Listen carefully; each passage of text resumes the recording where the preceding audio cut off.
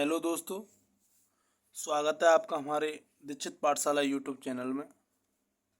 तो दोस्तों, आज हम आपके लिए लेके आए हैं प्राचीन भारत के इतिहास से संबंधित टॉपिक, जिसमें हम जानेंगे। सबसे पहले हमें इसमें पता करना होगा कि इतिहास क्या है, इतिहास किसे कहते हैं, क्या होता है इतिहास। तो चलते हैं दोस्तों वीडियो की तरफ, तो हम देखेंगे। तो दोस्तों, हजारों वर्षों पहले के लोगों के बारे में जानना हो तो उनके बारे में जानने के लिए हम इतिहास का अध्ययन करते हैं। इतिहासकार अतीत से प्राप्त तथ्यों और साक्ष्यों के आधार पर बीते समय की जानकारी देते हैं।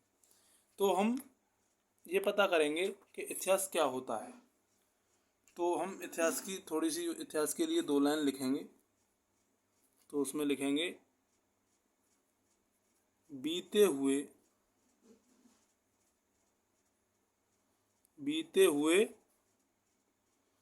समय और उस समय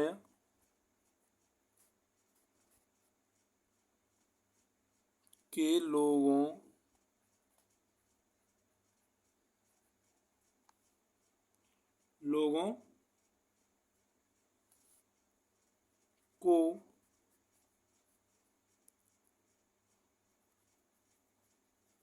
समझने और जानने का एक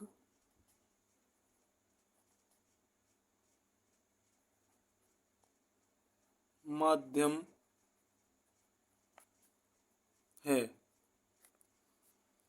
मतलब बीते हुए समय और उस समय के लोगों को समझने और जानने का एक माध्यम है, जिसे हम इतिहास कहते हैं। तो अब जैसे हमें पता ही चल गया है कि अब इतिहास किसे कहते हैं। तो इतिहास बीते हुए समय और उस समय के लोगों को समझने और जानने का एक माध्यम है। तो अतीत में एक ऐसा भी युग था जब लोग लिखना नहीं जानते थे। उन लोगों के जीवन के विषय में हमें जानकारी उनके द्वारा छोड़ी गई वस्तुओं से प्राप्त हुई, जैसे मिट्टी के बर्तन, खिलौने, हथियारों तथा औजारों द्वारा हमें उनके बारे में जानकारी मिली कि ये कैसे काम करते थे और इन्होंने ये हथियार कैसे बनाए, क्या किया, किस चीज़ के ये इन्होंने हथियार बनाए। तो ये जो वस्तु थी, इनके बारे में भी हम अगले वीडियो में जानेंगे कि ये इन्होंने कैसे बनाई। तो जो हमारा अतीत था, इसको 3 भागों में बांटा गया है। कितने भागों में बांटा गया है? अतीत को 3 भागों में बांटा गया है। अतीत अतीत को 3 भागों में बांटा गया है। नंबर 1, पूर्व ऐतिहासिक।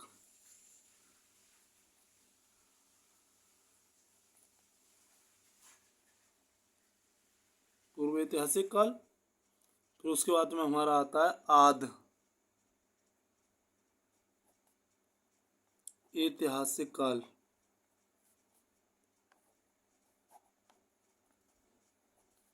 फिर उसके बाद में आता है हमारा ऐतिहासिक काल।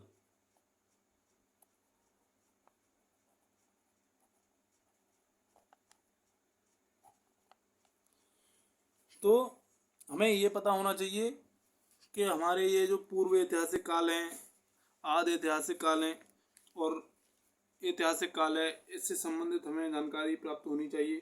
तो हमारा जो पूर्व ऐतिहासिक काल था, तो इसमें ये बात थी कि वह समय जिसके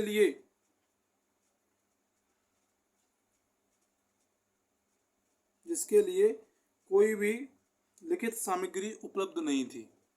मतलब जिस समय कोई भी, मतलब उस जो समय बीत चुका है अतीत में, उसका कोई भी लेखा जोखा नहीं है, तो उसे कहते हैं पूर्व ऐतिहासिक काल। फिर उसके बाद में हमारा आता है आदि ऐतिहासिक काल। तो वह समय जिससे संबंधित लिखित साक्ष्य प्राप्त तो है किंतु उसे पढ़ा नहीं जा सकता है। मतलब उनकी जो भाषा थी या उनका लिखने का जो तरीका था, उन्होंने चट्टानों पे, पत्थरों पे और दीवारों पे ऐसी कढ़ाई की और लिखाई की, उसे हम समझ नहीं सकते हैं। तो उसे कहते हैं हम आदि ऐतिहासिक काल। मतलब वो वस्तु आदि ऐतिहासिक काल की है जिसे हम समझ नहीं सकते हैं, जिस पर मानव ने लिखाई की और हमारी समझ में नहीं आता है। फिर उसके बाद में हमारा आता है तीसरा ऐतिहासिक काल। तो ऐतिहासिक काल में जिस समय के विषय में लिखित सामग्री से जानकारी मिलती है एवं उसे पढ़ा भी जा सकता है, उस काल को ऐतिहासिक काल कहते हैं। क्या कहते हैं? ऐतिहासिक काल कहते हैं। एक बार फिर बताए देते हैं।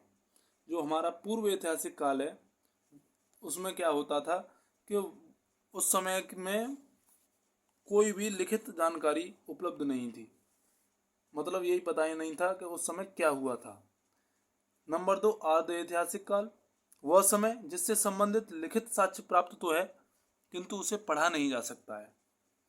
नंबर 3, ऐतिहासिक काल, जिस समय के विषय में लिखित सामग्री से जानकारी मिलती है एवं उसे पढ़ा भी जा सकता है, उस काल को ऐतिहासिक काल कहते हैं। तो दोस्तों, आज हमने इतिहास के बारे में जाना कि इतिहास किसे कहते हैं, और ये प्राचीन भारत का इतिहास है और इसकी हमने ये बहुत ही मोस्ट इम्पोर्टेंट टॉपिक के बारे में आपको बताया। जब हमें इसी के इतिहास के बारे में नहीं पता होगा तो हम कैसे आगे अपने टॉपिकों को क्लियर करेंगे। तो ऐसे ही अच्छे वीडियो प्राप्त करने के लिए हमारे चैनल को सब्सक्राइब करें, वीडियो को लाइक करें और साथ ही बेल आइकन को प्रेस करें और ऑल पर सेट करें, जिससे हमारा आने वाला हर नया वीडियो आप तक आसानी से पहुंच सके। तो मिलते हैं एक नई वीडियो के साथ। तब तक के लिए जय हिंद दोस्तों।